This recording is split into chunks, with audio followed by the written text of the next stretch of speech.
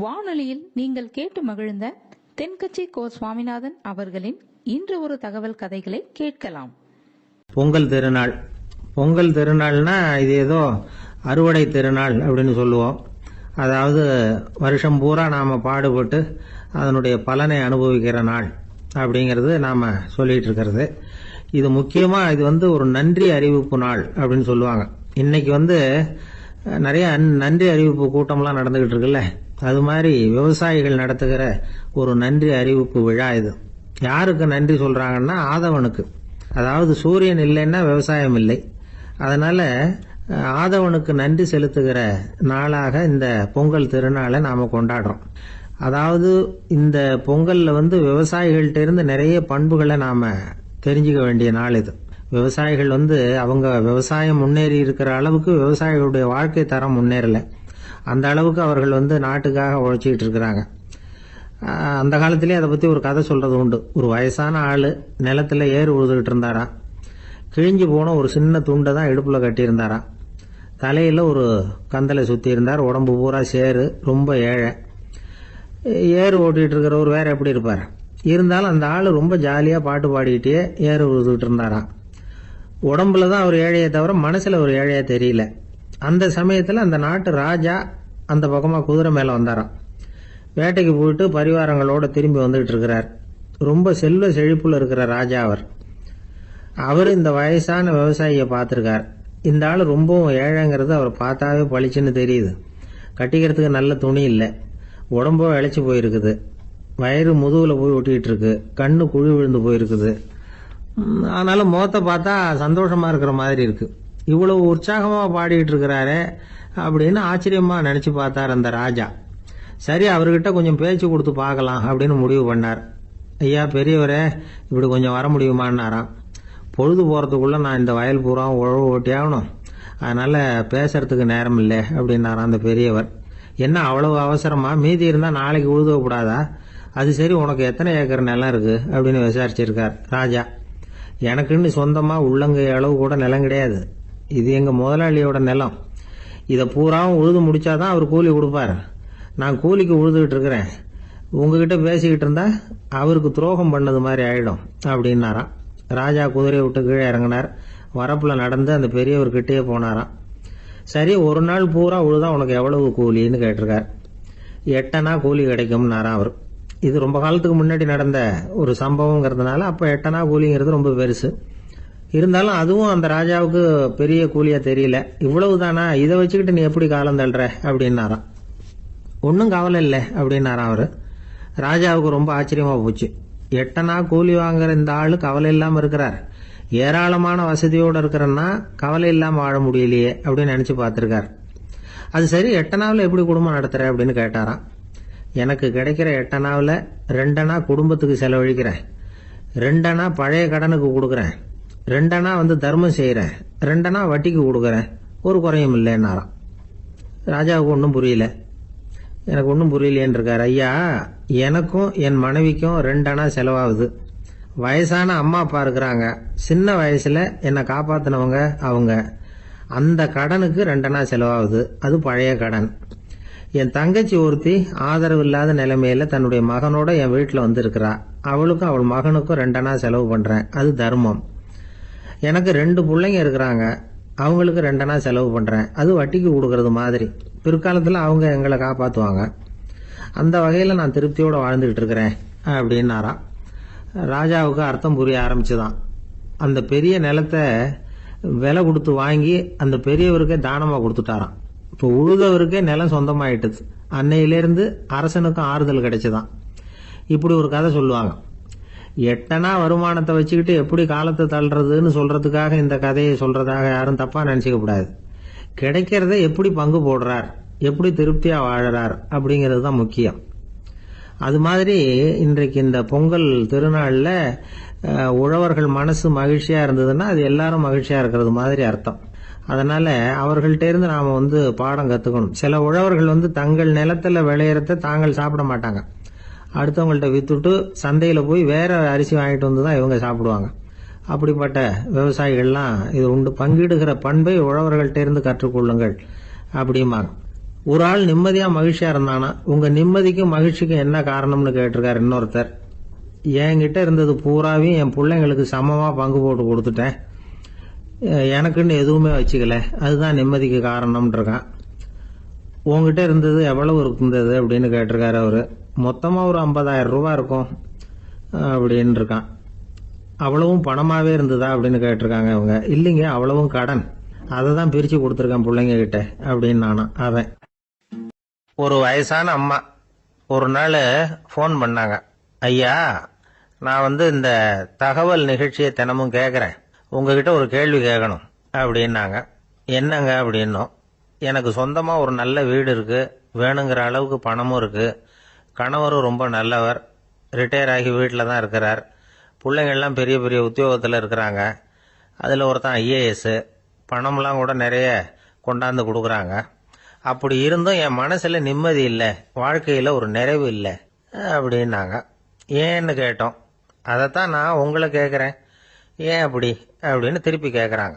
எங்களுக்கு ஒன்றும் புரியல, கொஞ்ச நேரம் குழம்பி போயிட்டோம். இருந்தாலும் அதை அவங்க கிட்ட காட்டிக்காம கொஞ்சம் சாமர்த்தியமா, ஏமா உங்க மனசுல நீங்க ஏதோ ஒன்று எதிர்பார்க்குறீங்க, அது நிறைவேறல அப்படித்தானே அப்படின்னு கேட்டோம். ஆமா அப்படின்னாங்க. அதுக்கப்புறம் அவங்க கிட்ட கொஞ்சம் மனம் விட்டு பேசுறப்போ தானா விஷயம் வெளியில வந்தது. அதாவது அவங்க பிள்ளைங்க பெரிய பெரிய உத்தியோகத்தில் இருக்கிறதுனால அவசர அவசரமா வந்து பார்த்துட்டு ஓடுறாங்களாம்.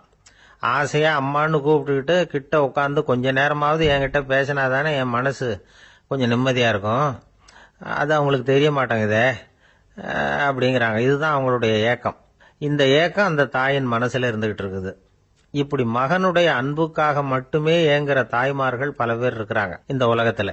இதை நினைக்கிறப்போ ஒரு வெளிநாட்டு நாடோடி கதை ஞாபகத்துல வருது. அதாவது கடவுள் படைப்பு தொழில்ல ரொம்ப மும்முரமா ஈடுபட்டுக்கிட்டு இருந்தாராம். மீன்களை படைச்சாராம், பறவைகளை படைச்சாராம், விலங்குகளை படைச்சாராம். அவருக்கு திருப்தி ஏற்படலை. அதுக்கப்புறம் மனிதர்களை படைச்சிருக்கிறார். அப்பவும் அவருக்கு மன நிறைவு ஏற்படலையா.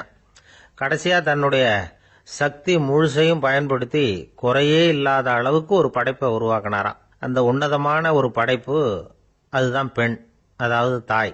இப்படி உருவாக்கி எல்லாரையும் இந்த உலகத்துல விட்டுட்டாராம். அதுக்கப்புறம் கொஞ்ச காலம் கழிச்சு தன்னுடைய தேவியை அழைச்சிக்கிட்டு இந்த பூலோகத்துக்கு வந்திருக்கிறார். தன்னுடைய குறையில்லாத படைப்பாகிய பெண்ணை பார்த்தாராம். ஏம்மா, உனக்கு இன்னும் ஏதாவது குறை இருந்தா சொல்லு, அதையும் நிவர்த்தி பண்ணி விடுறேன் அப்படின்னாராம்.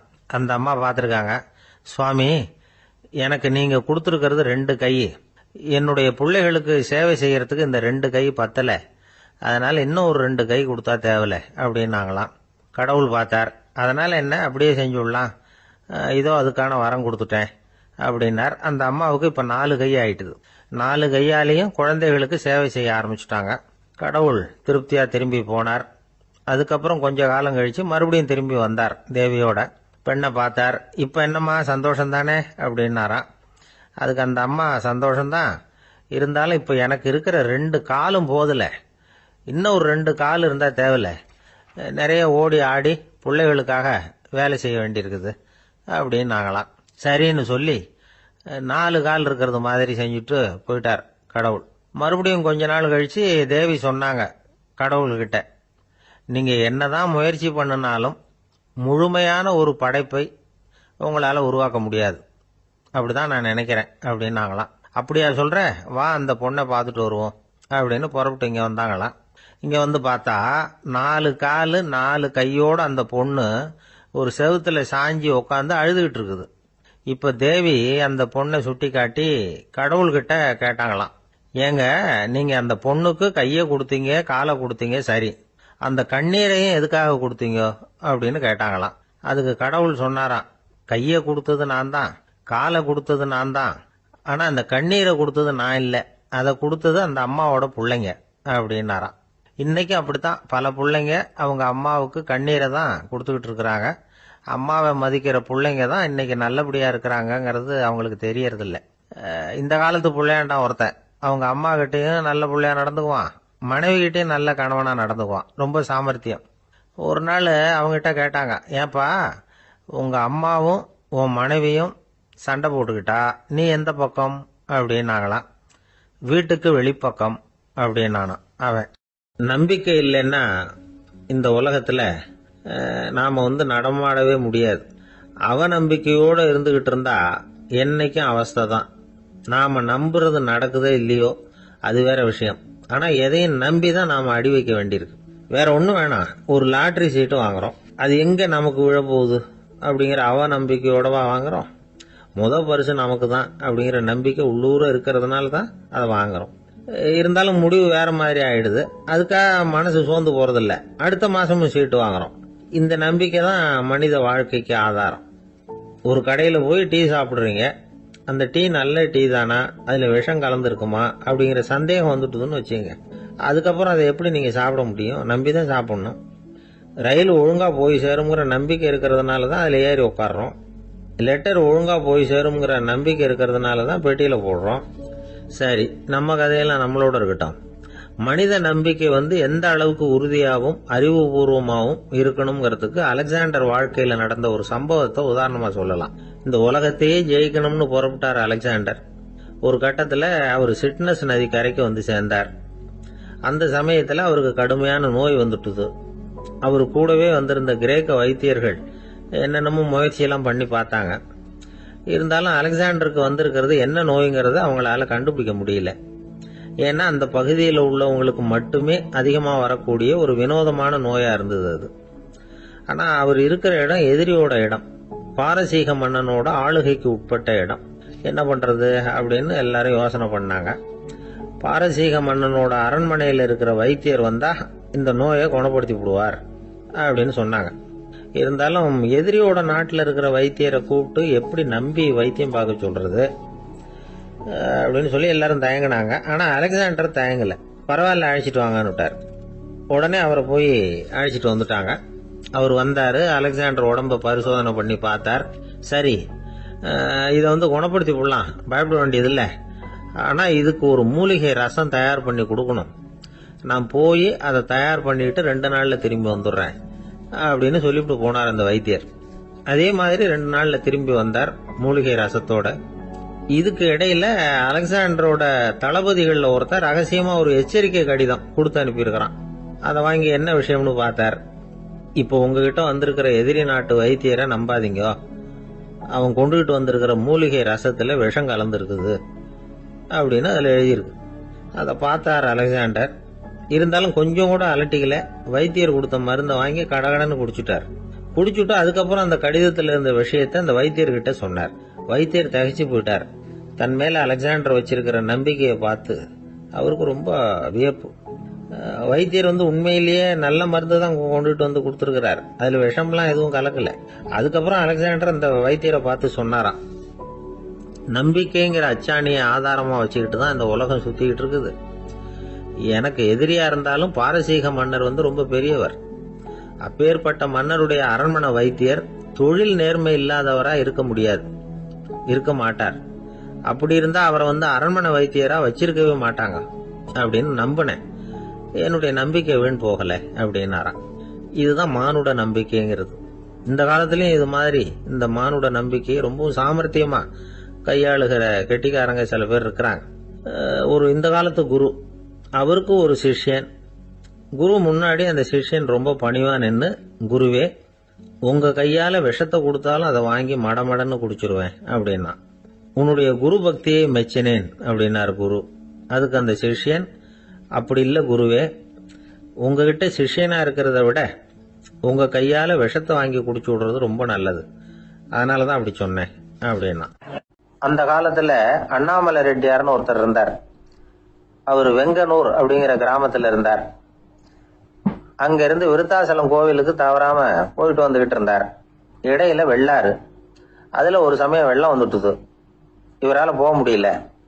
அதோட விளைவு வெங்கனூர்லயே ஒரு கோவில் கட்டணும் அப்படின்னு முடிவு பண்ணார், சிவாலயம்.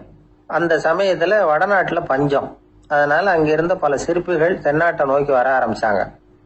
அவங்க வெங்கனூர் வழியா வர்றது தெரிஞ்சதும் இவர் போய் பார்த்தார். இங்க ஒரு கோவில் கட்டணும், அதுக்கு நீங்க உதவணும்னார். பஞ்ச காலத்துல இப்படி ஒரு வாய்ப்பு கிடைச்சதுல அவங்களுக்கும் ரொம்ப மகிழ்ச்சி. உற்சாகத்தோட ஒத்துக்கிட்டாங்க. ஆலய திருப்பணி ஆரம்பமாச்சு. அவங்களுக்கு வேண்டிய எல்லா வசதிகளையும் இவர் செஞ்சு கொடுத்தார்.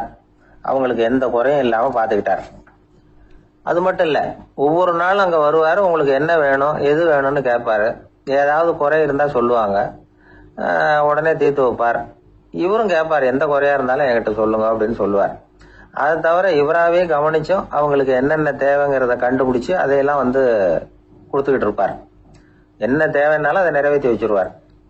அந்த சிற்பிகளின் தலைவன் ஒருத்தன், அந்த ஆளுக்கு வெத்தலை பாக்கு போடுறது பழக்கம். இதை தெரிஞ்சுக்கிட்டு அதுக்காகவே ஒரு ஆளை ஏற்பாடு பண்ணார். வேணுங்கிற போலாம் நீ வெத்தலை சிவல் மடிச்சு கொடுக்க வேண்டியது உன் வேலை அப்படின்னு ஒருத்தனை ஏற்பாடு பண்ணிட்டார். இப்படி எல்லாம் செஞ்சதும் அவங்களுக்கும் ரொம்ப உற்சாகம், ரொம்ப பொறுப்பா சிற்ப வேலைகளை செஞ்சுக்கிட்டு இருக்கிறாங்க. ஒரு நாள் என்னாச்சு தெரியுமா, அந்த சிற்பிகளின் தலைவன் ரொம்ப நுணுக்கமா ஒரு வேலையை செஞ்சுக்கிட்டு இருக்கிறான். சாரம் போட்டு அது மேல படுத்துக்கிட்டு அண்ணாந்து பார்த்து உச்சியில நுணுக்கமான சிற்பங்களை உருவாக்கிக்கிட்டு இருக்கான். சிற்பியின் கவனம் செதறப்படாதுங்கிறதுனால இவரு மெதுவா சத்தம் போடாம கிட்ட போய் நின்று அதை கவனிச்சுக்கிட்டு இருக்கிறார்.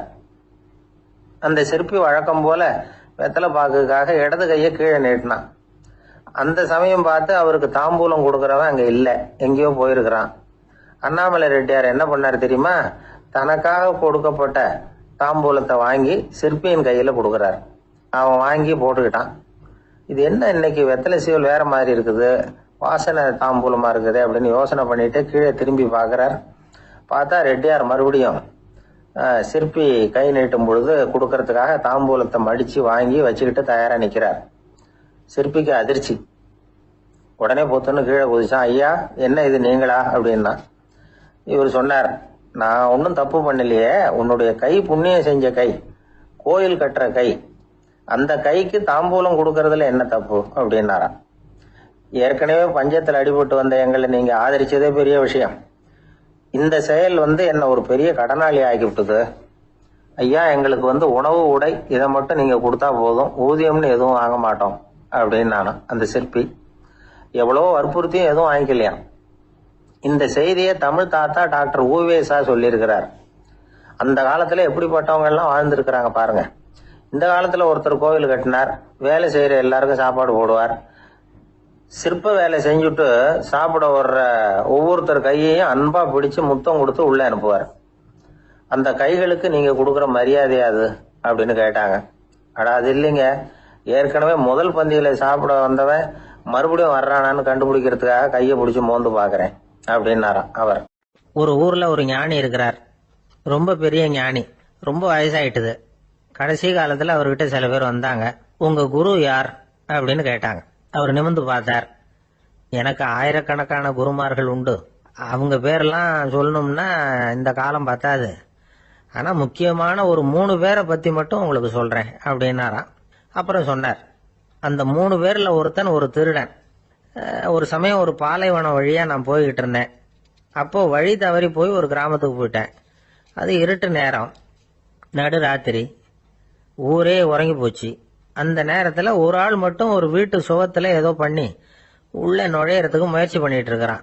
அவன்கிட்ட போய் நான் இன்னைக்கு இங்க எங்க தங்க முடியும் அப்படின்னு கேட்டேன். அதுக்கு அவன், இந்த ராத்திரி வேளையில அது ரொம்ப சிரமம், ஒரு திருடனோட உங்களால தங்க முடியும்னா நீங்க என்னோட தங்கலாம் அப்படின்னா. நான் அவங்க கூட 1 மாசம் தங்கி இருந்தேன். ஒவ்வொரு நாள் ராத்திரியும் இப்ப நான் என்னுடைய வேலைக்கு போறேன், நீங்க ஓய்வு எடுத்துக்கங்க அப்படின்னு சொல்லிட்டு போவான். அவன் திரும்பி வந்த உடனே உனக்கு ஏதாவது கிடைச்சுதான்னு நான் கேட்பேன். அதுக்கு அவன், இன்னைக்கு ராத்திரி ஒண்ணும் இல்ல, நாளைக்கு மறுபடியும் முயற்சி பண்ணுவேன் அப்படின்பா. எப்பவும் அவன் நம்பிக்கை இழந்ததே கிடையாது, எப்பவும் சந்தோஷமாவே இருப்பான். நானும் ரொம்ப காலமா தியானம் பண்ணிக்கிட்டே இருந்தேன், ஒண்ணுமே நடக்கல. ஆனா நான் என்ன பண்ணேன் தெரியுமா, மனசு வருத்தப்படும், நம்பிக்கை இழந்துருவேன். அப்பெல்லாம் அந்த திருடனுடைய விடாமுயற்சி தான் ஞாபகத்துக்கு வரும். அதனால அந்த திருடன் எனக்கு ஒரு குரு. என்னுடைய 2வது குரு யாருன்னா அது ஒரு நாய். இது எப்படின்னா, ஒரு சமயம் எனக்கு ரொம்ப தாகமா இருந்தது. ஒரு நதியை நோக்கி போயிட்டு இருந்தேன்.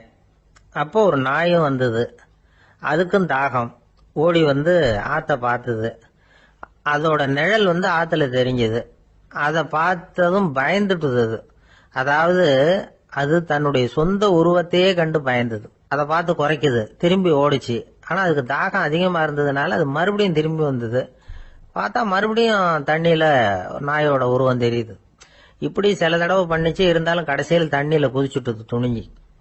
இப்படி குதிச்ச உடனே அதோட உருவமும் மறைஞ்சுட்டுது. இதை பார்த்தேன். நான் என்ன புரிஞ்சுக்கிட்டேன்னா, எவ்வளவுதான் பயம் இருந்தா கூட ஒருத்தன் தைரியமா காரியத்தில் இறங்கணும் அப்படிங்கிறத புரிஞ்சுக்கிட்டேன்.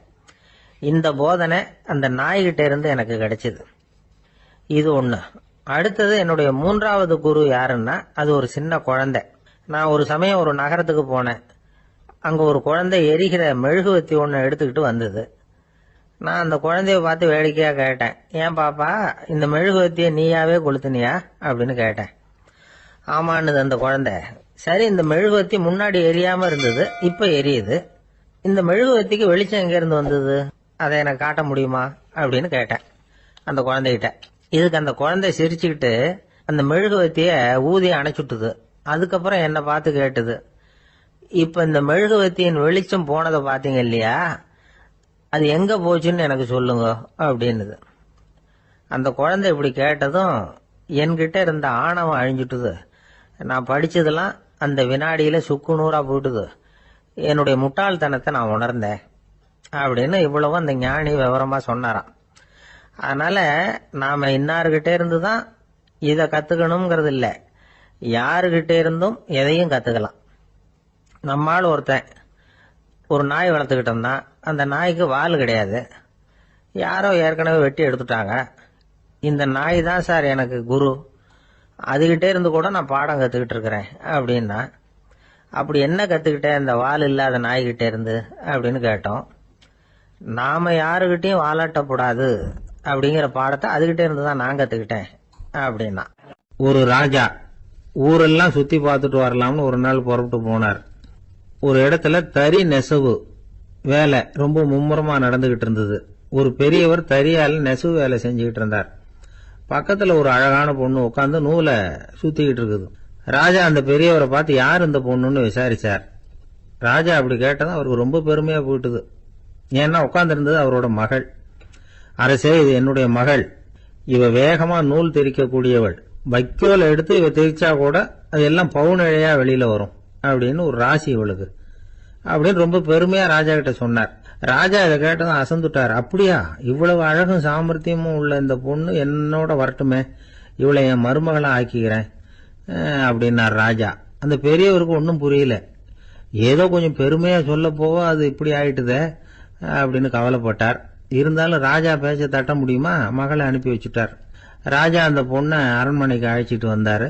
அங்க ஒரு அறையில வச்சு பூட்டி விட்டார். அந்த ரூம் நிறைய வைக்கோல கொண்டாந்து போட்டு அடைச்சாங்க.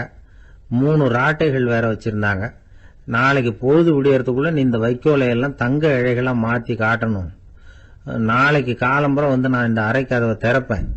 உன் தகப்பன் சொன்னது மாதிரி எல்லாம் தங்கமா மாறி இருக்கணும், இல்லைன்னா நீ உயிர் தப்ப முடியாது அப்படின்னு உத்தரவு போட்டார். பாவம் அந்த பொண்ணு என்ன பண்ணும், பகல் பூரா அழுதுகிட்டே உட்காந்துருக்குது. ராத்திரி பூராவும் தூக்கம் வரல. மறுநாள் அதிகாலை நேரத்துல யாரோ கதவை தட்டுற சத்தம் கேட்டுது. பயந்துகிட்டே கதவை திறக்கிறா. திறந்து பார்த்தா வெளியில 3 அவலட்சணமான பெண்கள். ஒருத்திக்கு வந்து கால் அகலமா முறை மாதிரி இருக்கு, இன்னொருத்திக்கு கட்டை விரல் கரண்டி மாதிரி பெருசா இருக்குது, 3வது பொண்ணுக்கு உதடு தடிச்சு ரப்பர் மாதிரி தொங்கிக்கிட்டு இருக்கு. யார் நீங்க, உங்களுக்கு என்ன வேணும் அப்படின்னு கேக்குது இந்த பொண்ணு. நாங்க உங்களுக்கு உதவி செய்யறதுக்கு தான் வந்திருக்கிறோம் அப்படின்னு சொல்லி உள்ள வந்தாங்க, உட்கார்ந்தாங்க. கொஞ்ச நேரத்துக்குள்ள உள்ள இருந்த வைக்கோலையெல்லாம் தங்க இழைகளா மாத்தி கொடுத்துட்டு போயிட்டாங்க. காலையில ராஜா வந்தார், பார்த்தார். ஆகா பேஷனார். இன்னும் கொஞ்சம் வைக்கோலை கொண்டாந்து அந்த ரூம்ல போட சொன்னார். இந்த வைக்கோலையும் இன்னைக்கு தங்கமா மாத்தி விடு, நாளைக்கு மறுநாள் உனக்கும் இளவரசனுக்கும் கல்யாணம்னு சொல்லிவிட்டார். இன்னைக்கு ராத்திரி அந்த 3 பொண்ணுங்களும் வந்தாங்க. வைக்கோல பொண்ணு இழைகளா மாத்தினாங்க, புறப்பட்டாங்க. இந்த பொண்ணு அவங்க காலில் விழுந்து வணங்கினா. என் உசுரை காப்பாத்தினீங்க, உங்களுக்கு நான் என்ன கைமாறு செய்ய போறேன் அப்படின்னா. பயப்படாத, நீ விரும்பினா எங்களுக்கு ஒரு உதவி செய்யலாம். உன்னுடைய கல்யாணத்துக்கு நாங்க 3 பேரும் வரோம். நீ எங்களை வந்து வரவேற்று ராஜா கிட்டையும் இளவரசர்கிட்டையும் நாங்க வந்து உன்னோட பெரியப்பா பொண்ணுங்கன்னு சொல்லி அறிமுகப்படுத்தி வை, நாங்க விருந்து சாப்பிட்டுட்டு போயிடுறோம் அப்படின்னாங்க. ரொம்பவும் சந்தோஷமா சரின்னு ஒத்துக்கிட்டா. கல்யாண நாள் வந்தது. கல்யாணம் ரொம்ப கோலாகலமா நடந்துகிட்டு இருக்கு. எல்லா தேசத்து ராஜா ராணிகளும் வந்துகிட்டு இருக்கிறாங்க. அந்த 3 அவலட்சணமான பொண்ணுங்களும் வந்து சேர்ந்தாங்க. யார் இவங்கன்னு கேட்டார் ராஜா. என் பெரியப்பா பொண்ணுங்க அப்படின்னா அந்த பொண்ணு.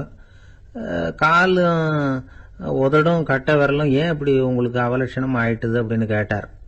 அதுக்கு அந்த பொண்ணுங்க பதில் சொன்னாங்க. என்ன செய்யறது, ஓயாம வைக்கோல நூற்று ஒருத்தியோட கட்டை விரல் அப்படி கரண்டி மாதிரி ஆயிட்டுது. நாக்குல தொட்டு தொட்டு திரிச்சதுனால ஒருத்தியோட உதடு அப்படி ஆயிட்டுது. காலால கட்டையை அழுத்தி அழுத்தி தறி போட்டதுனால இன்னொருத்தையோட கால் அப்படி ஆயிட்டுது. உங்க மருமகளா வந்திருக்கிற இந்த பொண்ணு அந்த மூணையுமே செய்ய தெரிஞ்சவ தான். என்ன ஆக போதும் இன்னும் கொஞ்ச நாள்ல அப்படின்னாங்க. அவ்வளவுதான், ராஜா பயந்துட்டார். அம்மா, இன்னையிலிருந்து நீ இளவரசனின் மனைவி, நீ எப்பவும் அழகா இருக்கணும், அதனால நீ இனிமே வைக்கோலை திரிக்கவே கூடாது அப்படின்னு உத்தரவு போட்டார். அவளை இக்கட்டான சூழ்நிலையிலிருந்து காப்பாத்தின அந்த 3 பொண்ணுங்களும் சந்தோஷமா திரும்பி போயிட்டாங்களாம். சுவாமி சின்மயானந்தர் இந்த கதையை சொல்லி இருக்கிறார். தன்னலம் மறந்து சுயலாபத்தை தியாகம் செய்யறது வைக்கோல்ல இருந்து தங்க இழைய நூக்கிறது மாதிரி அப்படிங்கிறார் அவர். அது இருக்கட்டும், இப்ப நம்ம கதைக்கு வருவோம். ஒரு ராஜா தன்னோட மகனுக்கு சுயவரம் நடத்தினார்.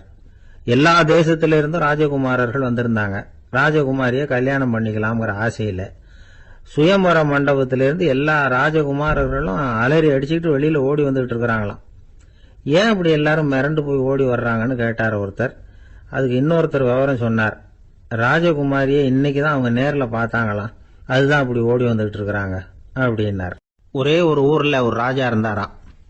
அவர் நிறைய சம்பாதிக்கணும்னு திட்டம் போட்டார். தனக்காக சம்பாதிக்கணும்னு நினைக்கல, தன்னுடைய நாட்டுக்காக சம்பாதிக்கணும் அப்படின்னு நினைச்சார். அரசாங்க கருவூலத்துல கையிருப்பு குறைச்சலா இருந்தது. மக்கள் கிட்ட வரி விதிச்சாகணும், வேற வழி இல்லை.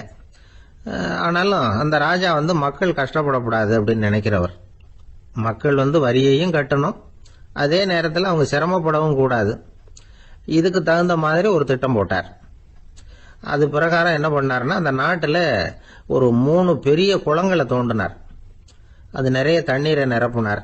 அதுக்கப்புறம் எங்கேயோ தேடி பிடிச்சி 3 விதமான மீன்களை கொண்டுகிட்டு வந்தார். அந்த 3 குளங்கள்லையும் விட்டார். அதை ஒவ்வொரு குளத்திலையும் ஒவ்வொரு விதமான மீன்கள். அந்த மீன்களுக்கு அபூர்வமான ஒரு சக்தி உண்டு. அது எப்படின்னா, அந்த குளத்துல குளிக்க வர்றவங்களுக்கு அந்த மீன்கள் கடிக்கும் பொழுது வலி ஏற்படுறதில்லை. அதுக்கு பதிலா மகிழ்ச்சி நிறைந்த ஒரு இனிமையான உணர்வை அவங்க அனுபவிச்சாங்க. அது எப்படின்னா, இந்த முதல் குளத்துல இருந்த மீன்களால கடிக்கப்படும் பொழுது ஒரு விதமான இன்ப மயக்கத்துல திளைச்சிருக்கிறது மாதிரி உணர்வு. இந்த 2வது குளம் இருக்க, அதுல இருக்கிற மீன் கடிச்சதுன்னு வைங்க, மக்களுக்கு எப்படி இருக்கும்னா, கால்களே தரையில படாம அப்படியே ஆகாயத்துல மிதக்கிறது மாதிரி ஒரு உணர்வு. அதை அனுபவிக்கிறாங்க. 3வது குளத்துல இருக்கிற மீன் கடிச்சதுன்னா அவங்கெல்லாம் அப்படியே கோடீஸ்வரரா மாறிட்டதாக ஒரு உணர்வு. அதை அவங்களால அனுபவிக்க முடியுது. இப்படி ஒரு அபூர்வமான மீன் அது, அந்த 3 வகை. இப்படி இருந்தா மக்கள் அந்த குளங்கள்ல குளிக்கிறதுக்கு ஆசைப்படாம இருப்பாங்களா? அதனால கூட்டம் கூட்டமா அலமோத ஆரம்பிச்சுட்டாங்க. ஒவ்வொரு குளத்தின் கரையிலேயும் கியூ வரிசையில் நிக்க ஆரம்பிச்சுட்டாங்க. அந்த நாட்டு மன்னர் என்ன பண்ணாருன்னா, ஒவ்வொரு குளத்தங்கரையிலையும் ஒரு ராஜாங்க அதிகாரியை உட்கார வச்சார். டிக்கெட்டை அடிச்சு கொடுத்தார். குளிக்க வர்றவங்க கிட்ட ஒரு குறிப்பிட்ட தொகையை கட்டணமா வசூலிக்க ஆரம்பிச்சார். அவ்வளவுதான், அரசாங்க கருவூலம் நிரம்ப ஆரம்பிச்சுட்டுது. ராஜாங்கத்துக்கு தேவையான பணம் கிடைச்சிட்டுது. இது ஒரு கதை. இத பத்தி என்ன நினைக்கிறீங்க? அதாவது மக்களுக்கு சுமை தெரியாமலே வரி வசூல் பண்றது நல்லது தானே அப்படின்னு நினைப்பீங்க. ஆனா இன்னைக்கும் உலகத்துல பல அரசாங்கங்கள் இதே மாதிரி 3 குளங்களை வெட்டி வச்சிருக்குது. மக்களும் அதுல குளிச்சுக்கிட்டு தான் இருக்கிறாங்க. அது எப்படிங்கிறீங்களா? அந்த முதல் குளம் தான் சினிமா தியேட்டர். அதுல குளிக்கிறவங்க தான் ஒரு விதமான இன்ப மயக்கத்துல திளைச்சிருக்கிறது மாதிரியான உணர்வை அனுபவிக்கிறவங்க. 2வது குளம் தான் சாராய கடை. இந்த குளத்துல குளிக்கிறவங்க தான் கால்களே தரையில படாம ஆகாயத்துல மிதக்கிறது மாதிரி உணர்வை அனுபவிக்கிறவங்க. 3வது குளம் லாட்டரி டிக்கெட். இதுல குளிக்கிறவங்க தாங்கள் அப்படியே கோடீஸ்வரர்களா மாறினது மாதிரி ஒரு உணர்வு, அதை அனுபவிக்கிறவங்க. இன்னைக்கு பல நாடுகள் இந்த குளங்களை பயன்படுத்திக்கிட்டு தான் வராங்க. ஒரு பூவில் வண்டு உட்காருது. அதுல இருக்கிற தேனை வண்டு எடுக்குது. இந்த சமயத்துல அந்த பூவுக்கு வலிக்குமா? அதுக்கு வலிக்கிறது இல்லை. அந்த பூவோட மலர்ச்சியும் வளர்ச்சியும் குன்றி போறதும் கிடையாது. ஒரு ராஜா மக்கள் கிட்ட வரி வசூல் பண்ணும் பொழுது மக்களுக்கு சிரமமும் தெரியக்கூடாது, அதே நேரத்தை அதனால அவங்க வாழ்க்கையும் கெட்டு போயிடக்கூடாது. அது மாதிரி வரி வசூல் பண்ணணுமா. இது காளிதாசனின் ரகுவம்சத்துல காணப்படுகிற ஒரு கருத்து. ஒரு சின்ன குழந்தை தவறுதலா ஒரு 25 காசு நாணயத்தை மூழ்கி விட்டுது. காசு வயத்துக்குள்ள போயிட்டுது. அந்த குழந்தையோட தாய் உடனே குழந்தைய தூக்கிட்டு ஆஸ்பத்திரிக்கு புறப்பட்டாங்க. அப்போ அந்த பக்கமாக ஒருத்தர் வந்தார் தெருவில். என்ன விவரம்னு கேட்டார். இவங்க சொன்னாங்க, குழந்தை காசை முழுகிட்டுது, அதுதான் அவசரமாக ஆஸ்பத்திரிக்கு தூக்கிட்டு ஓடுறேன் அப்படின்னாங்க. அவர் வந்தவர் சொன்னார், கவலைப்படாதம்மா, உடனே இப்படி கொடுங்க குழந்தைய அப்படின்னு கையில் வாங்கினார். ஒரு கையில் அந்த குழந்தையோட கால் ரெண்டையும் பிடிச்சி தலைகீழாக தூக்கி பிடிச்சார். இன்னொரு கையால் அந்த குழந்தையோட வயத்தில் குறிப்பாக ஒரு இடத்துல அப்படியே தேடி அந்த சுட்டு விரலால் ஒரு இடத்துல பொட்டுன்னு தட்டினார். உடனே காசு அந்த குழந்தையோட வாய் வழியாக வெளியில் வந்து விழுந்துட்டுது. காசை எடுத்துக்கிட்டு, இந்தாங்கம்மா உங்கள் குழந்தை அப்படின்னார். ரொம்ப நன்றிங்க, நிச்சயமாக நீங்கள் ஒரு டாக்டராக தான் இருக்கணும், என்னுடைய யூகம் சரிதானே அப்படின்னாங்களாம் அந்த அம்மா. அதுக்கு அவர், இல்லைங்க, நான் ஒரு இன்கம் டேக்ஸ் ஆஃபீஸர், வருமான வரி அதிகாரி அப்படின்னு சொல்லிவிட்டு போனாராம். அந்த ஆள் என்னை கண்ணா பண்ணான்னு திட்டி விட்டான் சார், அதை நினைச்சா எனக்கு ரொம்ப வருத்தமா இருக்கு அப்படின்னு சொல்லி கவலைப்பட்டார் ஒருத்தர். இதுல கவலைப்படுறதுக்கு என்ன இருக்குது அப்படின்னார் ஒரு பெரியவர். அவர் ஒரு மகான். என்ன சார் இப்படி சொல்றீங்க, ஒருத்தர் நம்ம பார்த்து திட்டுனா வருத்தமா இருக்காதா அப்படின்னார். அது எப்படி வருத்தமா இருக்கும், திட்டுறதுங்கிறது என்ன, அது வெறும் சத்தம் தானே அப்படின்னார் அந்த பெரியவர். நம்ம ஆளுக்கு தலையை பிச்சுக்கலாம் போல இருந்தது. இருக்காது அப்படின்னா நமக்கு அப்படித்தானே தோணுது. அந்த பெரியவர் சொல்றது ரொம்ப பெரிய விஷயம். அதை நாம புரிஞ்சிக்க முயற்சி பண்ணலாம்னா நடைமுறை வாழ்க்கைக்கு அது ஒத்து வர்றது மாதிரி தெரிய மாட்டேங்குது. இருந்தாலும் அந்த பெரியவர் அதுக்கு என்னதான் விளக்கம் கொடுக்கறாருன்னு பாப்போமே. ஒரு ரயில் போயிட்டு இருக்கு, அதுல ஒரு சாது போயிட்டு இருக்கார். அந்த ரயில் அவர் ஹரித்வாரம் போயிட்டு இருக்காரு. அவரு ரயில்ல ஏகப்பட்ட கூட்டம். நம்ம ஊர் ரயில் கேட்க வேணும், டிக்கெட் வாங்கிட்டு கொஞ்சம் பேர், வாங்காத கொஞ்சம் பேர். அது என்னத்துக்கு அனாவசியமா டிக்கெட் அப்படிங்கிற நினைப்புல பாதி பேர். இந்த கூட்டத்துக்கு மத்தியில அந்த சாதுவும் போயிட்டு இருக்கிறார். உட்கார்றதுக்காக இருந்த இடத்துல ஒரு ஆள் படுத்திருக்கிறான், கொஞ்சம் முரட்டு ஆசாமி. அவன் காலு பக்கத்துல கொஞ்சோண்டு இடம் பாக்கி இருந்தது. அந்த இடத்துல இந்த சாது உட்காந்துருந்தார். மெதுவா உட்காந்துக்கிட்டார் போய். ஆனா அந்த ஆளு ராத்திரி பூரா இவரை காலால உதச்சிக்கிட்டே இருக்கிறான். அது இவருக்கு ரொம்ப அவமானமா பட்டது. அதனால துக்கம் ஏற்பட்டது. இருந்தாலும் அதை ஒரு மாதிரியா சகிச்சுக்கிட்டே இவர் வந்து சேர்ந்தார். பொழுது விடிஞ்சது. அந்த சாது ஹரித்வார் வந்து சேர்ந்தார். அங்க ஒரு பெரிய ஞானியை சந்திச்சார். ராத்திரி ரயில்ல அந்த ஆளு உதைச்சதையும் அதனால தனக்கு ஏற்பட்ட துக்கத்தையும் இந்த சாது அந்த ஞானி கிட்ட சொன்னார். சொல்லிவிட்டு, ஏன் சுவாமி, எனக்கு துக்கம் ஏற்பட்டதே அது தப்பா அப்படின்னு கேட்டார். தவறுதான் அந்த ஞானி. உனக்கு இன்னமும் தேக அபிமானம் போகலைங்கிறது தான் அது காட்டுது. அஷ்டாவக்கிரர் என்ன சொல்றார் தெரியுமா, உண்மையான ஞானி யாராவது தன்னை வந்தனை செய்தால் அதற்காக சந்தோஷப்பட மாட்டார், யாராவது நிந்தனை செய்தால் அதற்காக வருத்தப்பட மாட்டார் அப்படின்னு சொல்றார். நிந்தனைங்கிறது ஒரு ஒலி தான். தேகாபிமானம் இருக்கிற வரைக்கும் இந்த ஒலி நம்மளை வேதனைப்படுத்தும். நான் தேகம் இல்லை, ஆத்மா அப்படிங்கிற நினைவு இருந்தா இந்த ஒலி நம்மளை பாதிக்காது. மனு என்ன சொல்றார் தெரியுமா, ஒரு சாதகன் பாராட்டுதலை விஷம்னு நினைச்சு பயப்படணும், அவமானத்தை அமிர்தம்னு நினைச்சு சந்தோஷப்படணுங்கிறார். அவமானப்பட்டா கவலைப்படாம எப்படி இருக்க முடியும் அப்படின்னு தான் நமக்கு தோணும். அதனாலதான் நம்மள யாரும் இதுக்கு உதாரணமா யாரையும் காட்ட முடியல. புத்தரையும் கபீரையும் உதாரணமா காட்டுறாங்க. அவங்களுக்கெல்லாம் அவமானம் ஏற்பட்டப்போ கவலையே படலையாம். புத்தரை அவமானப்படுத்தணுங்கிறதுக்காக கௌசாம்பி ராணி ஒரு இளம் பெண்ணை கொலை பண்ணி சடலத்தை புத்தர் குடிசைக்கு முன்னாடி போட சொன்னார். போட்டாங்க. புத்தர் தான் அந்த பொண்ணை கெடுத்து கொலை பண்ணி விட்டாருன்னு எல்லாரும் நினைச்சாங்க. ஆனா புத்தர் இதை பத்தி கவலையே படல. அப்புறமா உண்மை தெரிஞ்சதும் புத்தர் புகழ் இன்னும் அதிகமாயிட்டு. ஒரு பெரிய சபையில ஒரு மோசமான பொண்ணு நுழைஞ்சு தனக்கும் கபீருக்கும் சம்பந்தம் உண்டுன்னு சொன்னா கபீர் கவலைப்படல. அவங்க மாதிரியெல்லாம் நாமளும் இருக்க கத்துக்கணும். நிந்தனை, அபகீர்த்தி, அவமானம் எல்லாம் ஆண்டவன் கொடுக்கிற பிரசாதம்னு நினைக்கணும் அப்படின்னு சொல்றார் அந்த ஞானி. இதை கேட்ட இந்த காலத்து ஆசாமி ஒருத்தர், நான் கூட அப்படிதான் சார், யாராவது அவமானப்படுத்தினா கவலைப்பட மாட்டேன். நேத்து கூட ஒருத்தர் என்ன பலார்னு அரைஞ்சுட்டார், நான் கொஞ்சம் கூட கவலைப்படல, பேசாம வந்துட்டேன்னார். ஏன் அப்படி வந்துட்டீங்க அப்படின்னு. அவர் அரைஞ்சதுலேயும் ஒரு அர்த்தம் இருந்தது, அதனாலதான் அப்படி வந்துட்டேன்னார். ஏன் அரைஞ்சாருன்னு கேட்டேன். 10 வருஷத்துக்கு முன்னாடி 15 ரூபா அவர்கிட்ட கடன் வாங்கினேன், அதை கேட்டு கேட்டு பார்த்துட்டு கடைசியா தான் அரைஞ்சார் அப்படின்னார். ஆண்டவனுடைய பிரசாதம் இவருக்கு அடிக்கடி கிடைக்கும் போல இருக்கு. இந்த உலகத்துல எல்லாருக்கும் மகிழ்ச்சி தரக்கூடிய ஒரு பொருள் எது? இது ஒரு முக்கியமான கேள்வி. இந்த கேள்விக்கு பொருத்தமான ஒரு பதில உங்களால சொல்ல முடியுமா? அதாவது கொஞ்சம் யோசிச்சு பார்த்தா பணம்னு சொல்லலாமா? இப்ப கையில காசு இல்லாதவங்க கிட்ட ஒரு 10 ரூபாய் கொடுத்தா அது அவனுக்கு சந்தோஷத்தை கொடுக்கும். ஏற்கனவே வருமான வரி பிரச்சனையில சிக்கி இருக்கிறவர்கிட்ட இன்னும் கொஞ்சம் பணம் இந்தாங்கன்னு சொல்லி கொடுத்தோம்னா அது அவருக்கு சங்கடத்தை தான் கொடுக்கும். அதனால அந்த கேள்விக்கு பணம்ங்கிறது பொருத்தமான பதிலா இருக்க முடியாது. கேள்வி என்னன்னா, இந்த உலகத்துல எல்லாருக்கும் மகிழ்ச்சி தரக்கூடிய ஒரு பொருள் எது? சரி, இனிப்புன்னு சொல்லலாமா?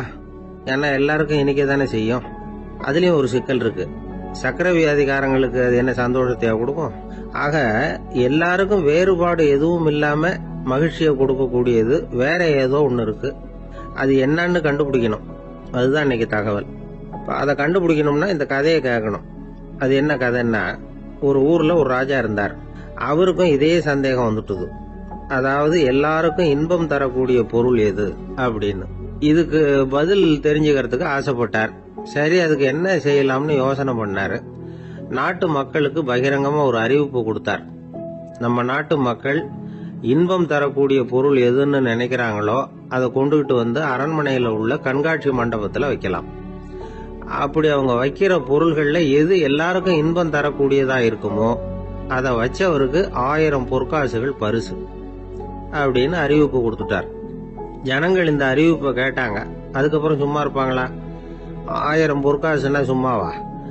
அவங்க கையில என்னென்ன கிடைச்சதோ அதையெல்லாம் கொண்டாந்து அரண்மனை காட்சி மண்டபத்துல வச்சுட்டாங்க. அதுக்கப்புறமா ராஜா அங்க வந்தார். ஒவ்வொன்னா பாத்துக்கிட்டே வந்தார். முதல்ல ஒரு குயில் இருந்தது, இனிமையா பாடக்கூடிய குயில். இந்த குயிலோட இன்னிசை எல்லாருக்கும் இன்பம் தரக்கூடியதுதான். இருந்தாலும் காது கேட்காதவங்களுக்கு இந்த இசை எப்படி இன்பம் தர முடியும்? அதனால இது சரியில்லைன்னு விட்டார். அடுத்தபடியா போனாரு. அங்க என்ன வச்சிருக்கிறாங்கன்னு பார்த்தா ஒரு அழகான மயில் அங்க தோகை விரிச்சு ஆடிக்கிட்டு இருக்குது. இந்த மயிலோட ஆட்டம் மனசுக்கு இன்பம் தரக்கூடியதுதான். இருந்தாலும் பார்வை இல்லாதவங்க இந்த ஆட்டத்தை பார்த்து ரசிக்க முடியுமா? முடியாது. அதனால இதுவும் சரியில்லை அப்படின்னு சொல்லிவிட்டார். அதுக்கு அடுத்தபடியா போனார். பல வகையான இனிப்பு பண்டங்களை வச்சிருந்தாங்க. பார்த்தார், வயசானவங்களுக்கும் நோயாளிகளுக்கும் இது இன்பம் தராது, துன்பம் தான் கொடுக்கும் அப்படின்னார். இப்படி ஒவ்வொன்னா பார்த்துக்கிட்டே போறார். அழகான மலர்கள், கனிகள், ஓவியங்கள் எதுவுமே பொருத்தமா தெரியல. சகல பேருக்கும் இன்பம் தரக்கூடிய வகையில எதுவும் இல்லை. கடைசியா வந்தாரு. அங்க ஒரு களிமண் பொம்மை இருந்தது. அது என்ன பொம்மை தெரியுமா? பசியால வாடி இருக்கிற ஒருத்தருக்கு ஒரு அம்மா இனிமையா பேசிக்கிட்டு சோறு போடுறது மாதிரி அந்த பொம்மையை செஞ்சிருந்தாங்க. அதுக்கு கீழே அன்பு அப்படின்னு எழுதியிருந்ததுதான். ராஜா பளிச்சுன்னு ஒரு முடிவுக்கு வந்தார். அந்த பொம்மையை செஞ்ச சிற்பியை வரவழைச்சார், பரிசு கொடுத்தார். அன்பு ஒண்ணுதான் எல்லாருக்கும் இன்பம் அளிக்கக்கூடிய பொருள். காது கேட்காதவங்களும் அதை கேட்க முடியும், பார்வை இல்லாதவங்களும் அதை பார்க்க முடியும், குழந்தைகளும் அதை உணர முடியும் அப்படின்னு அதுக்கு விளக்கம் கொடுத்தார் அந்த மன்னர். இந்த உலகத்துல எல்லாருக்கும் மகிழ்ச்சி தரக்கூடிய ஒரு பொருள் அன்பு தான். அதை புரிஞ்சுக்கிட்டு தான் சில கணவன்மார்கள் மனைவி பேர்ல ரொம்ப அன்பை காட்டிக்கிறது வழக்கம். ஒரு வீட்டு வாசப்படி பக்கமா மழைக்கு ஒதுங்கினார் ஒருத்தர். மழை தூரிக்கிட்டு இருந்தது, இருட்டு நேரம். அந்த வீட்டுல இருந்தவர், இன்னைக்கு ராத்திரி வேணும்னா இங்கேயே தங்கிட்டு காலையில போங்க அப்படின்னார். உடனே இவரு சொன்னார், ரொம்ப நன்றிங்க, ஒரு 10 நிமிஷத்துல இதை வந்துடுறேன் அப்படின்னு சொல்லிவிட்டு எங்கேயோ ஓடினார். 10 நிமிஷம் கழிச்சு திரும்பி வந்தார். ஆமா, எங்க போயிட்டு வந்தீங்கன்னு கேட்டார் வீட்டுல இருந்தவர். நேரா எங்க வீட்டுக்கு போய் மனைவி கிட்ட இன்னைக்கு ராத்திரி இங்கேயே தங்கிக்கிறேன்னு சொல்லிவிட்டு வந்துட்டேன் அப்படின்னார் அவர். அன்புல இது ஒரு ரகம். எதிர்காலத்தை நினைச்சா எனக்கு ரொம்ப பயமா இருக்கு சார் அப்படின்னு சொல்றவங்க நிறைய பேர் இருக்கிறாங்க. அதாவது பயப்படாத மனிதர்கள்னு யாருமே கிடையாது.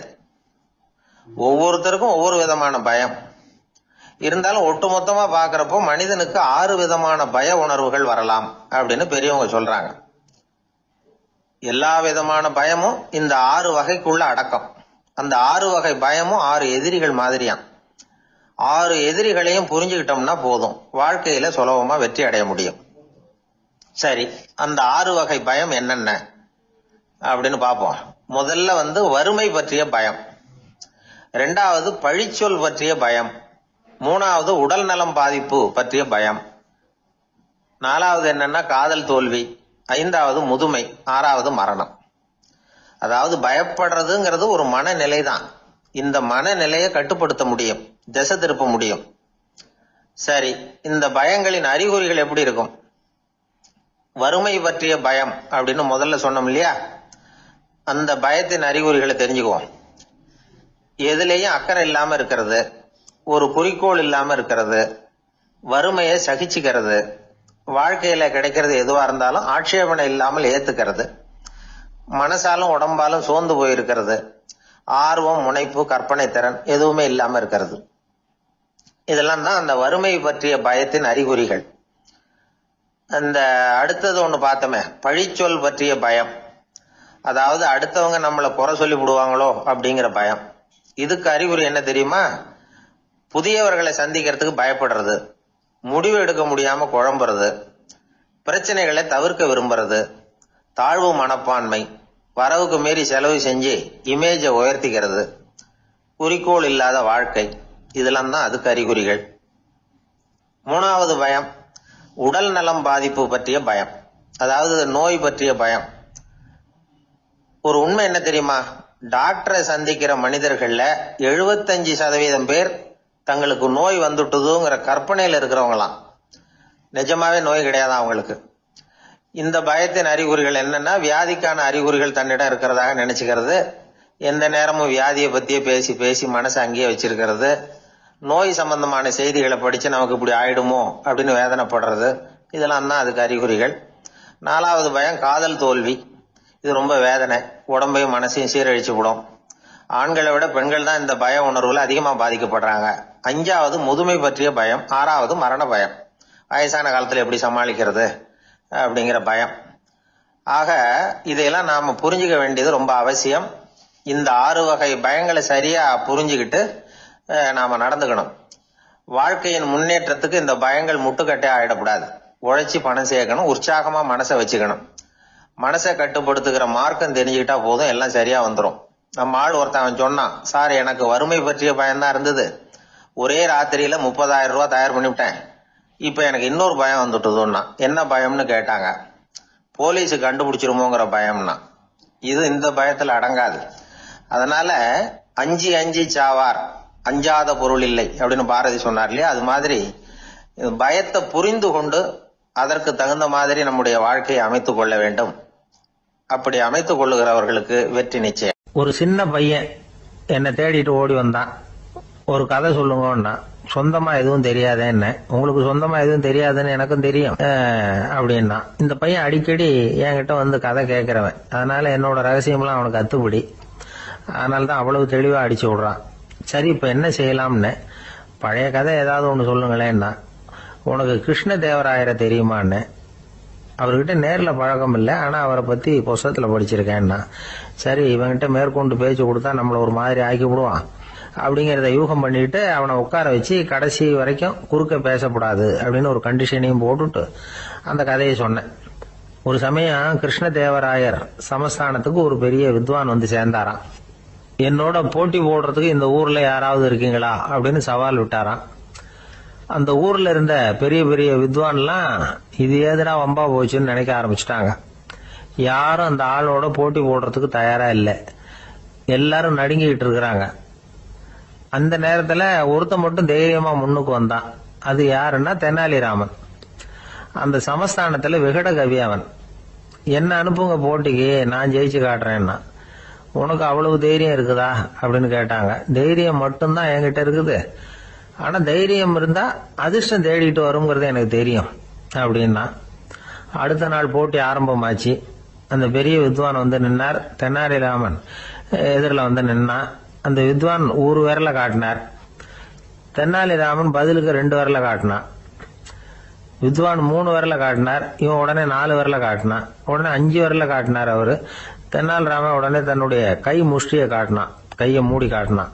அவ்வளவுதான். அந்த பெரிய வித்வான் கிருஷ்ணதேவராயர் காலில் விழுந்தார். நான் தோத்துட்டேன், என் தோல்வியை ஒத்துக்கிறேன் அப்படின்னு சொல்லிவிட்டார்.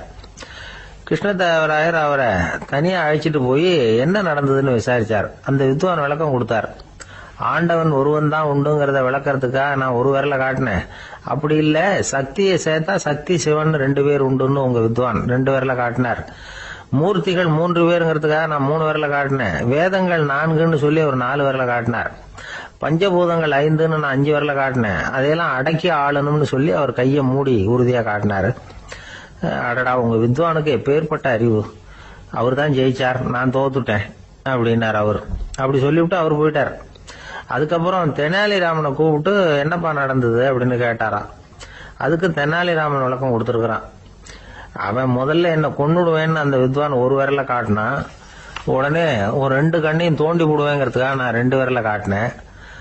உனக்கு நாமம் போட்டுருவேன்னு சொல்லி 3 விரல காட்டினான். அதை அழிச்சிருவேன்னு 4 விரல காட்டினேன். உன்னை அரைஞ்சிருவேன்னு அவன் 5 விரல காட்டினான். நான் உங்களை குத்தி விடுவேன்னு சொல்லி கையை மூடி காட்டினேன் அப்படின்னா. இப்ப பாருங்க, ஜெயிச்சது யார்? தைரியம் மட்டும் இருந்துட்டா அதிர்ஷ்டம் தானா தேடி வருங்கிறது எவ்வளவு உண்மையா போச்சு. அதனால நாம எப்பவும் தைரியமா இருக்கணும்னு சொல்லிவிட்டு என் எதிரில் கதை கேட்டுட்டு உட்காந்துருந்த சின்ன பையனை பார்த்தேன். அவன் என்னை நிமிர்ந்து பார்த்தான். அவன் தன்னோட கை கால் 2ஐயும் ஒரு மாதிரியா என் முன்னால தூக்கி 20 விரல காட்டினான். எனக்கு ஒன்றும் புரியல. இதுக்கு என்னப்பா அர்த்தம்னு கேட்டேன். இதே கதையை இதுக்கு முன்னாடி என்கிட்ட 20 தடவை நீங்க சொல்லியிருக்கீங்கன்னு அர்த்தம் அப்படின்னா. ஒரு குரு, இளம் சீடர்கள் எதிரில் உட்கார்ந்துருக்கிறாங்க. குரு பாடம் நடத்திக்கிட்டு இருக்கிறார். சீடர்களுக்கு ஒரு ஆசை, அதாவது ஒரு முக்கியமான மந்திரத்தை நம்ம குருநாதர்கிட்ட இருந்து கத்துக்கணும் அப்படிங்கிறது அவங்க ஆசை. அது என்ன மந்திரம்னா, இறந்தவரை உயிர்ப்பிக்கக்கூடிய புனித மந்திரம். அதாவது செத்தவங்களுக்கு மீண்டும் உயிர் உண்டாக்குகிற மந்திரம். குருவே, தயவு பண்ணி அந்த மந்திரத்தை எங்களுக்கு உபதேசிக்கணும் அப்படின்னு கேட்டாங்க. அது ரொம்ப ஆபத்தானது, அது என்னத்துக்கு உங்களுக்கு வேண்டாமேன்னாராம் குரு. எங்களுடைய நம்பிக்கை உறுதிப்படுறதுக்காகத்தான் கேட்கிறோம், வேற ஒன்றும் இல்லை அப்படின்னு நாங்களாம் சீடர்கள். பக்குவப்படாத அறிவுங்கிறது ரொம்ப ஆபத்தானது அப்படின்னாராம் குரு. இது சீடர்களுக்கு புரியல. அது எப்படிங்க பக்குவப்படாத அறிவு ஆபத்தானதுன்னு சொல்றீங்க, அப்படின்னா என்ன அப்படின்னு கேட்டிருக்காங்க சீடர்கள். குரு அதுக்கு விளக்கம் கொடுத்தாராம். அந்த மந்திரத்தை எப்போ பயன்படுத்தணுங்கிறது முக்கியம். அதை அறியக்கூடிய ஞானம் ஏற்படுகிற வரைக்கும் அதை தெரிஞ்சுக்காம இருக்கிறது தான் நல்லது, இல்லைன்னா ஆபத்துன்னாராம். ஆனா அந்த சீடர்கள் அதை கேட்கற மாதிரி இல்லை, ரொம்ப பிடிவாதம் பண்ண ஆரம்பிச்சுட்டாங்க. சரி வாங்க சொல்றேன்னாரு குரு. எல்லாரும் வந்தாங்க. அந்த புனித மந்திரத்தை அவங்களுக்கு ரகசியமா உபதேசம் பண்ணார். உபதேசம் பண்ணிவிட்டு அவங்களுக்கு எச்சரிக்கையும் கொடுத்தார். இந்த மந்திரத்தை நல்லா ஆராய்ச்சி பார்த்ததுக்கு அப்புறம் தான் உச்சரிக்கணும், அவசரப்பட்டு எதுவும் செஞ்சிடக்கூடாது அப்படின்னு ஒரு தடவைக்கு பல தடவை எச்சரிக்கை கொடுத்தார். சரின்னு சொல்லிவிட்டு அவங்க எல்லாம் மந்திரத்தை கத்துக்கிட்டு எழுந்திரிச்சு போயிட்டாங்க. ஒரு நாள் அந்த சீடர்கள் எல்லாம் மணற்பாங்கான இடத்துல அப்படியே நடந்து போயிட்டு இருக்கிறாங்க. ஒரு பாலைவன பகுதி மாதிரி ஒரு இடம். அங்க ஒரு இடத்துல எலும்புகள் குவியலா கிடந்தது. உடனே இந்த சீடர்கள் முன்ன பின்ன யோசிக்காம, தியானமும் பண்ணாம அந்த மந்திரத்தோட பயனை சோதிச்சு பார்க்கணும் அப்படின்னு நினைச்சுக்கிட்டு அந்த மந்திரத்தை உச்சரிக்க ஆரம்பிச்சுட்டாங்க. அவ்வளவுதான். உடனே என்னாச்சு தெரியுமா? அந்த எலும்புகள் எல்லாம் ஓநாய்களா மாறி அவங்கள துரத்த ஆரம்பிச்சுட்டுது. சீடர்கள் எல்லாம் தலைதெறிக்க ஓட ஆரம்பிச்சுட்டாங்க. ஓநாய்களும் விடல, அவங்கள துரத்தி பிடிச்சி கடிச்சு கொதற ஆரம்பிச்சுட்டுது. அப்பதான் அந்த சீடர்களுக்கு குரு சொன்ன அறிவுரையோட அர்த்தம் புரிஞ்சுது. பக்குவப்படாத அறிவு ஆபத்தானது அப்படிங்கிறது. அதனால இதுல இருந்து நாம தெரிஞ்சுக்க வேண்டியது என்னன்னா, நாம நம்ம அறிவை வளர்த்துக்கிட்டா மட்டும் போதாது, அந்த அறிவை எப்போ எப்படி பயன்படுத்தணும் அப்படிங்கிற பக்குவமும் நமக்கு வரணும். அப்பதான் வாழ்க்கை நல்லபடியா அமையும், இல்லைன்னா இடைஞ்சல் தான். இந்த காலத்துல சில சின்ன பிள்ளைங்களுக்கே அறிவு ரொம்ப பக்குவப்பட்டிருக்குங்கிறத உணர முடியுது.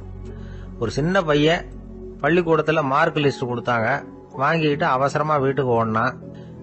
எதிரில் வந்த ஒருத்தர் கேட்டார், என்ன அவசரம், ஏன் இப்படி வேகமா ஓடுறேன்னார். எங்க அம்மா கிட்ட அடி வாங்கணும், அதுக்காக தான் ஓடுறேன்னா. அடி வாங்கறதுக்கா இவ்வளவு அவசரம்னார் அவரு. அப்படி இல்லைங்க, நான் போறதுக்குள்ள எங்க அப்பா வீட்டுக்கு வந்துட்டாருன்னா அவர்கிட்ட அடி வாங்க வேண்டியிருக்கும், அதை அவாய்ட் பண்றதுக்காக இப்படி ஓடுறேன் அப்படின்னு நானும். ஒரு மனிதர், அவர் யாருக்கிட்டே தொலைபேசியில பேசிட்டு இருக்கிறார். கொஞ்சம் தூரத்துல நாம நிக்கிறோம். எட்டத்துல இருந்துகிட்டு அவரை கவனிக்கிறோம். அவர் போன்ல பேசுறத, அவர் பேசுகிற வார்த்தைகள் என்ன அப்படிங்கறது நம்ம காதுல விழல. ஆனாலும் அவர் பேசிக்கிட்டு இருக்கிறது நல்ல செய்தியா கெட்ட செய்தியா அப்படிங்கறத நம்மால யூகிக்க முடியும். மகிழ்ச்சியான செய்தியை பேசும்போது முகம் மலருது, புன்னகை பூக்குது. இதுல ஒண்ணு நீங்க கவனிக்கணும், தொலைபேசியில நாம பேசுறப்போ நம்மோட பேசுறவர் எதிரில் இல்ல, அவர் தொலைபேசி வழியா நம்ம குரலை மட்டும்தான் கேட்க போறார், நம்ம முகத்தை அவர் பார்க்க போறது இல்ல. அப்படி இருந்தும் அப்ப நம்ம முகம் ஏன் மலரணும் அப்படின்னா, இதுதான் உடல் மொழி, பாடி லாங்குவேஜ் அப்படின்னு சொல்றாங்க. நம்ம அறியாமலேயே நம்ம உடம்பு செய்திகளை தெரிவிக்குது பாருங்க, அதுதான் உடல் மொழி. ஒரு மனிதர் தொலைபேசியில பேசிக்கிட்டு இருக்கிறத நீங்க தூரத்துல இருந்து கவனிச்சுக்கிட்டே அவர் நண்பரோட பேசுறாரா மனைவியோட பேசுறாரா, குழந்தையோட பேசுறாரா, இல்ல மேல் அதிகாரி கிட்ட பேசுறாரா, அல்லது அவருக்கு கீழே பணிபுரிகிறவர்கள் கிட்ட பேசுறாரா அப்படிங்கறத கண்டுபிடிக்கலாம். அதுக்கு காரணம் அவருடைய உடல் மொழி. இந்த உடல் மொழி கூட நம்ம வாழ்க்கையின் முன்னேற்றத்துக்கு பயன்படும். இத பத்தி எல்லாம் கூட சில நிபுணர்கள் ஆராய்ச்சி பண்ணி பார்த்திருக்கிறாங்க. அவங்க சில விவரங்களை சொல்றாங்க. குறிப்பா ஒருத்தர் தன்னுடைய நாற்காலியில கிட்டத்தட்ட படுத்துக்காத குறையா உட்கார்ந்து இருக்கிறாருன்னு வச்சுக்கோங்க. எதிர இருக்கிறவர் பேசுறது அவருக்கு பிடிக்கலன்னு அர்த்தமா. தலையை சொரிஞ்சுக்கிறது, வேற வேற திசைகள்ல பாக்குறது, கொட்டாவி விடுறது, கால்களை மாத்தி போட்டு உட்கார்றது, களைப்பா கை விரல்களை அப்படியே பின்னிக்கிறது, அடிக்கடி கடிகாரத்தை பாக்குறது, இப்படிலாம் ஒருத்தர் பண்ணிட்டு இருக்கிறாருன்னா நாம கூடிய சீக்கிரம் அந்த இடத்த விட்டு எழுந்திரிச்சு வந்துடுறது நல்லது. ஏன்னா இதெல்லாம் அவருடைய சலிப்பு, சோர்வு, ஆர்வமின்மை இதுக்கு அடையாளங்கள். நம்முடைய பேச்சு அவரை சலிப்படைய வச்சுட்டதுன்னு அர்த்தம். அவர் ரொம்பவும் சோர்ந்து போயிட்டாருன்னு பொருள். நம்முடைய பேச்சில் அவருக்கு ஆர்வம் இல்லைன்னு அர்த்தம். அதே நேரத்தில் நாற்காலியின் நுனியில அமர்ந்து உடலை முன்னுக்கு நகர்த்தி எதிர இருக்கிறவரின் கண்களை பார்த்துக்கிட்டே பேசினாலும் சரி அல்லது பேச்சை கேட்டாலும் சரி, உங்க பேர்ல மற்றவங்களுக்கு உள்ள பிடிப்பு அதிகரிக்கும். நாம எப்படிப்பட்டவர்ங்கிறத நம்ம உடம்பும் நடை உடை பாவனையும் அடுத்தவங்களுக்கு காட்டி கொடுத்துரும். உங்க உடம்பு, உங்க பார்வை, நடை, உட்கார்ற விதம் இதை வச்சுக்கிட்டே நீங்க பொறுப்புள்ளவரா, முரடரா, அலட்சியமானவரா, மரியாதை தெரிஞ்சவரா, அடக்கமானவரா, நம்பிக்கைக்கு உரியவரா, நாணயம் இல்லாதவரா, பயந்தவரா, திறமைசாலியா, அப்பாவியா அப்படிங்கறதெல்லாம் கண்டுபிடிச்சிடலாம். அதனால இந்த உடல் மொழியை புரிஞ்சுக்கிட்டு நம்மளை கொஞ்சம் சரிப்படுத்திக்கிட்டோம்னா வாழ்க்கையில சுலபமா பல காரியங்களை சாதிக்க முடியும். ஒரு மனநல மருத்துவமனை, அங்க ஒருத்தர் ஒரு நாற்காலியில உட்காந்துக்கிட்டு கார் ஓட்டுறது மாதிரி அப்படி பாவனை பண்ணிட்டு இருந்தார். ஸ்டேரிங்கை திருப்புறது மாதிரி, பின்னாடி வர்ற வண்டியை நிக்க சொல்றது மாதிரி, அப்புறம் இவர் ஒதுங்கிக்கிட்டு அவருக்கு வழி விடுறது மாதிரி, இப்படிலாம் சேட்டைகள் பண்ணிட்டு இருந்தார் மனநல மருத்துவமனையில. இத பார்த்துக்கிட்டு இருந்த ஒருத்தர் பக்கத்துல இருந்த இன்னொருத்தர்கிட்ட கேட்டார், இவர் ஏன் இப்படி பண்றாரு, இவருக்கு ஏன் அப்படி வந்தது நிலைமை அப்படின்னு சொல்லி அவர் விசாரிச்சார். அப்ப அவர் விவரம் சொன்னார். வேற ஒண்ணும் இல்லைங்க, இவருக்கு கார் ஓட்டணும்னு ஆசை ரொம்ப காலமா, அது நிறைவேறாம போயிட்டுது. அதுக்கப்புறம் அவர் மனநோயாளியா மாறிட்டார். இங்க அழைச்சிட்டு வந்தாங்க. இங்க அழைச்சிட்டு வந்ததுல இருந்து அப்படிதான் பண்ணிட்டு இருக்கிறாரு. அவ கார் ஓட்டுறது மாதிரிலாம் பாவனை பண்ணிட்டு இருப்பார், திருப்புறது மாதிரி பண்ணுவார், பின்னாடி வர்றவங்களுக்கு இடம் விடுவார், இப்படிலாம் செய்யறார் அப்படின்னு விவரம் சொன்னாங்க. நீங்க சொல்லப்படாதா, இப்ப நீங்க கார் ஓட்டல, வெறும் நாற்காலியில தான் உட்கார்ந்து இருக்கிறீங்க அப்படின்னு நீங்க சொல்லப்படாதா அவருக்கு அப்படின்னு கேட்டாங்க. அது முடியாதுங்க, ஏன்னா அந்த காரை கழுவுறதுக்காக அவர் தினமும் எனக்கு 10 ரூபா கொடுத்துக்கிட்டு இருக்கிறார் அப்படின்னாராம் அங்க வேலை செஞ்சுக்கிட்டு இருந்த ஒருத்தர். அதனால வாழ்க்கையில நாம இந்த உடல் மொழியை புரிஞ்சுக்கணும். உடல் மொழிங்கிறது இப்ப ஆரம்பத்துல சொன்னது மாதிரி அந்த தொலைபேசியில பேசுறவங்கள தூரத்துல இருந்து பார்த்தாவே அவர் யாருகிட்ட பேசுறாரு, என்ன பேசுறாருன்னு தெரியும். நம்ம முகத்தை நல்லா வச்சுக்கணும். உடல் மொழிய நம்ம புரிஞ்சுக்கிட்டு பயன்படுத்த ஆரம்பிச்சோம்னா எந்த முயற்சி பண்ணினாலும் அதுல வெற்றி நிச்சயம். ஒரு நாள் ஒரு 10-15 பள்ளிக்கூடத்து பிள்ளைங்க தேடிட்டு வந்தாங்க. உங்களை பார்த்துட்டு தான் போகணும், அதுக்காக தான் வந்திருக்கோம்னாங்க. என்ன விஷயம்னு கேட்டோம். நாங்கள்லாம் கூடி ஒரு முடிவு பண்ணியிருக்கிறோம், அதை உங்ககிட்ட சொல்லணும் அப்படின்னாங்க. அதுவும் ஒரு வாண்டு பையன் அதை சொன்னான். என்ன முடிவு அது அப்படின்னு கேட்டோம் ரொம்ப ஆர்வமா. அதை இப்போ சொல்ல மாட்டோம், எங்களுக்கு பிடிக்கிற மாதிரி ஏதாவது ஒரு தகவல் சொன்னால் அதுக்கப்புறம் நாங்கள் அதை சொல்கிறோம் அப்படின்னா அந்த வாண்டு பையன். சரி, சின்ன பையன்கிட்ட இன்னைக்கு வசமாக மாட்டிக்கிட்டோம் அப்படின்னு நினச்சிக்கிட்டு அவங்களுக்கு தகுந்த மாதிரி ஒரு கதை சொல்ல ஆரம்பித்தோம். அது என்ன கதைன்னா, ஒரு பெரிய காடு, அதில் பலவிதமான மிருகங்கள். அந்த காட்டுக்கு ஒரு சிங்கம் தான் ராஜா. எப்பவும் காட்டுக்கு அது தானே ராஜா. ஒரு பெரிய யானைக்கு இது பொறுக்கலை. என்ன இது, எப்போ பார்த்தாலும் இங்கே சிங்கத்துக்கே ராஜா பதவி கிடைக்குது, நான்லாம் எவ்வளவு பலசாலியாக இருக்கிறேன், அப்படி இருந்து எனக்கு அந்த பதவி கிடைக்கலையே அப்படின்னு தனக்குள்ள பொறுமிக்கிட்டே இருந்தது. ராஜா பதவியை நினைச்சு ரொம்ப ஏக்கம், அதுக்கு பதவி மோகம். இந்த சமயம் பார்த்து ஒரு குள்ள நெறி கூட்டம் அதை தேடிட்டு வந்தது. ஐயா பெரியவங்களே, நீங்க இந்த காட்டுக்கு ராஜாவா இருக்க ஆசைப்படுறீங்க, அதுல ஒன்றும் தப்பு இல்லை. ஆனா அதுக்கு முன்னாடி நீங்க எங்க கூட்டத்துக்கு கொஞ்ச நாள் தலைவரா இருங்க, அதாவது ராஜாவா இருங்களேன், உங்களுக்கும் ஒரு ட்ரைனிங் கிடைச்சது மாதிரி இருக்கும் அப்படின்னு சொல்லியிருக்குது இந்த கூட்டம், குள்ள நெறி கூட்டம். இதை கேட்ட உடனே யானைக்கு ரொம்ப சந்தோஷம் தாங்கல. அதுதான் எப்பன்னு பதவிக்காக காத்துக்கிட்டு இருக்குதே. இருந்தாலும் கொஞ்சம் பிகுவோட, சரி நீங்கள்லாம் இவ்வளவு தூரம் என்ன தேடிட்டு வந்து கேட்கறதுனால மறுக்க முடியல அப்படின்னு ரொம்ப ஏதோ அவளுக்கு சிரமப்பட்டு ஒத்துக்கிறது மாதிரி ஒத்துக்கிட்டது. ஏதோ உங்கள் ஆசைக்கு கட்டுப்படுறேன், கொஞ்ச நாள் உங்கள் கூட்டத்துக்கு ராஜாவாக இருக்கிறதுக்கு சம்மதிக்கிறேன் அப்படின்னுது. உடனே அந்த யானை ராஜ நட போட ஆரம்பிச்சுட்டுது. யானை சாதாரணமாக நடந்தாவே எப்படி இருக்குங்கிறது நமக்கு தெரியும். அதுவே ராஜ நட நடந்தால் எப்படி இருக்கும் கற்பனை பண்ணி பாருங்க. யானை முன்னாடி கம்பீரமாக போய்கிட்டு இருக்குது, தலைவர் இல்லையா, அதனால குள்ள நரிகள்லாம் ரொம்ப அடக்கமாக அது பின்னாடி அணிவகுத்து போயிட்டு இருக்குது. ராஜா வாழ்க, மன்னர் வாழ்க அப்படின்னு கோஷம் வேற. யானைக்கு தலைகால புரியல, அவ்வளவு சந்தோஷம். அந்த யானைக்கு செருக்கு, ஆணவம் எல்லாம் ஏற்பட்டு போச்சு. அதுக்கப்புறம் அது தரையை பார்க்குமா, நிமிர்ந்து நடக்க ஆரம்பிச்சுட்டுது. தரையை பார்க்கறதே இல்லை. அப்படி போயிட்டு இருக்கிறப்போ ஒரு சதுப்பு நிலத்துல திடீர்னு காலை வச்சுட்டுது. அவ்வளவுதான், கால் உள்ள போட்டுது. இன்னொரு காலை எடுத்து வச்சுது, அதுவும் உள்ள போட்டுது. அந்த 2 காலையும் எடுக்கிறதுக்காக அடுத்த 2 காலையும் அழுத்திச்சு, அதுவும் உள்ள போக ஆரம்பிச்சுட்டுது. இப்ப 4 காலம் வசமா சேத்துல அழுந்தி போச்சு, எடுக்க முடியல. குள்ள நரிகள்லாம் அதை சுத்தி சுத்தி வந்தது. சிலது சுத்தி நின்று டான்ஸ் ஆட ஆரம்பிச்சுட்டுது யானையை பார்த்துட்டு. இதை யானை பார்த்தது. என்ன இது தலைவர், நான் தவிச்சுக்கிட்டு இருக்கிறேன், தொண்டர்கள்லாம் சுத்தி நின்று வேடிக்கை பார்த்துக்கிட்டு இருக்கிறீங்க, டான்ஸ் ஆடுறீங்க அப்படின்னு கேட்டுதான். தொண்டர்களே, தலைவர் நான் தவிச்சுக்கிட்டு இருக்கிறது உங்களுக்கு தெரியலையா? இப்போ உடனே உங்க தலைவரை காப்பாற்ற வேண்டியது உங்க கடமை இல்லையா அப்படின்னு கத்துச்சான் அந்த யானை. குள்ள நரிகள்ல ஒன்று முன்னாடி நின்று அந்த யானையை பார்த்துதான், தலைவரே எங்களுக்கு ரொம்ப நாளா ஒரு ஆசை, அந்த ஆசையை நிறைவேற்றிக்கிறதுக்காகத்தான் உங்களை எங்க தலைவரா ஏத்துக்கிறோம்னு சொன்னோம் அப்படின்னு தான். என்ன ஆசைன்னு கேட்டிருக்கு யானை. யானை கறி சாப்பிட்டு பார்க்கணுங்கிறது எங்களுக்கு ரொம்ப நாள் ஆசை, அது இன்னைக்கு தான் நிறைவேற போகுது அப்படின்னு தான் அந்த நரி. இதை கேட்ட உடனே அந்த யானை அப்படியே மூர்ச்சி ஆயிட்டு தான். நரிகள்லாம் அது மேலே ஏறி குதற ஆரம்பிச்சுட்டு தான்.